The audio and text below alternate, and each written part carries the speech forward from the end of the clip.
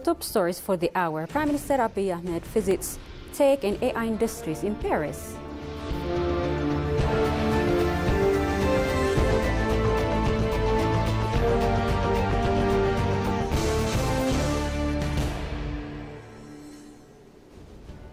And African Union chairperson calls for leveraging untapped resource, skilled manpower for economic liberation of Africa.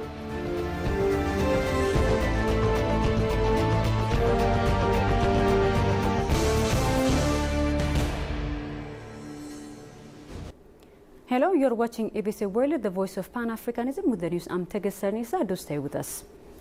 Prime Minister Abiy Ahmed and his high-level delegation visited industries focused heavily on technology and artificial intelligence in Paris, France. Accompanied by his delegation, the Ethiopian Prime Minister visited Station F, a private sector business incubator for tech startups and the world's largest startup facility.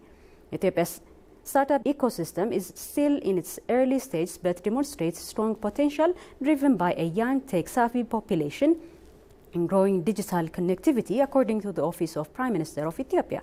The government has taken steps to support innovation through initiatives such as the Digital Ethiopia 2025 strategy, which aims to create an enabling environment for startups, particularly in fintech, agri-tech, and e-commerce. Additionally, a comprehensive legislative framework known as the Startup Proclamation seeks to establish supporting legal and institutional mechanisms for startups, addressing key challenges like limited access to finance and regulatory barriers, the PM office asserted. The Prime Minister also visited Nokia France headquarters in Paris, a central hub for research and development in 5G and 6G technologies, cybersecurity, artificial intelligence, and optical networking.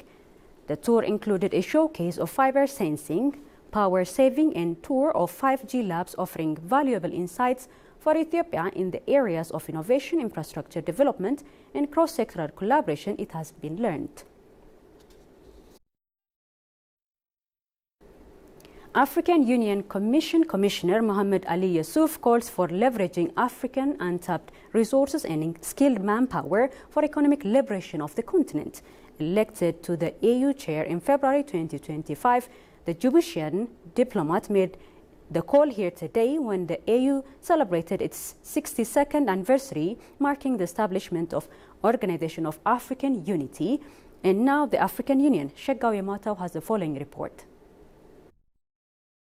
It was in May 1963 some 32 independent African states founded the Organization of African Unity, the now African Union, to promote the unity and solidarity of African nations, support decolonization efforts, and ensure the sovereignty and territorial integrity of its member states. Since then, the African Union marks Africa Day on May 25 every year to commemorate the founding of the organization. The 2025 Africa Day is celebrated in Addis Ababa, the African Union headquarters, in the presence of Chairperson of the African Union Commission, AU member states, and representatives of diplomatic communities. The event mainly highlights the need to address emerging challenges like conflicts and youth unemployment among others, in addition to reparations to the continent that historical injustices, enslavement among others, left deep scars on Africans. In his speech, African Union Commission Chairperson Mahmoud Ali Yusuf outlines the significant advancements Africa made with regard to regional collaboration and technological advancements, despite climate change, youth unemployment, conflicts and displacement still persist. The chairperson also calls for collective action to leverage untapped mineral resources and advance the implementation of African Continental Free Trade Area. There is no doubt that Africa's potential, mineral resources, arable lands, and industrial capacity are to be accounted for. It is our responsibility as Africans to protect these resources for the sake of present and future generations. It is our member countries' primary duty to develop a viable value chain on the continent through value addition transformation process. Our outstanding African free trade area is the market destined to absorb African goods. We all know that the international geopolitics is conducted at the expense of our continent. Influential powers do not give a proper attention to our continent's ambitions. It is up to us Africans to assert the values, reaffirm our convictions, and gain respect of all nations by our capacity to weigh on global arena. On behalf of Ethiopian President Taye Asqassalasie, State Minister for Ministry of Foreign Affairs Haidar Abarra for his part underscores Ethiopia's commitment to the realization of Agenda 2063 to make prosperous and peaceful Africa. May 25th marks a pivotal moment in our collective history, the founding of the Organization of African Unity, OAU, 62 years ago. In 1963, 32 visionary heads of states and governments assembled in this historic city of Addis Ababa to give birth to Pan-African institution that would chart the course towards unity, freedom, and dignity for all African people. I wish to reaffirm Ethiopia's steadfast commitment to our continental agenda. We remain fully dedicated to the realization of the aspirations of Agenda 2063, a blueprint for the prosperous, peaceful, and united Africa, driven by its own citizens and playing a dynamic role in the global arena.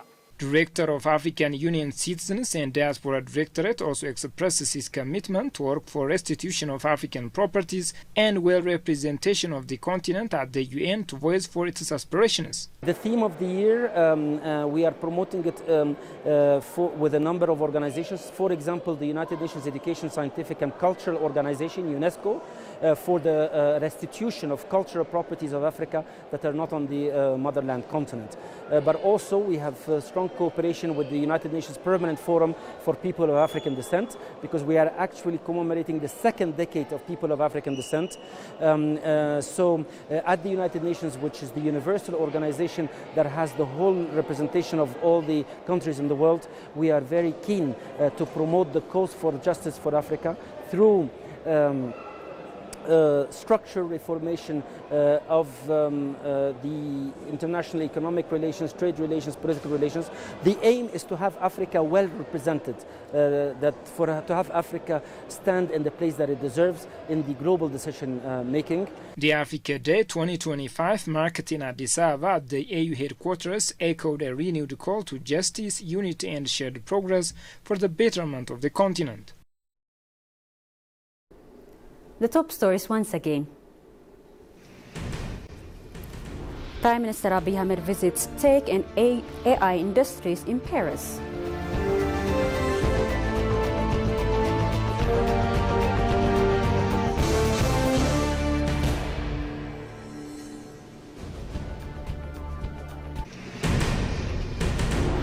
And African Union chairperson calls for leveraging untapped resources, skilled manpower for economic liberation of Africa.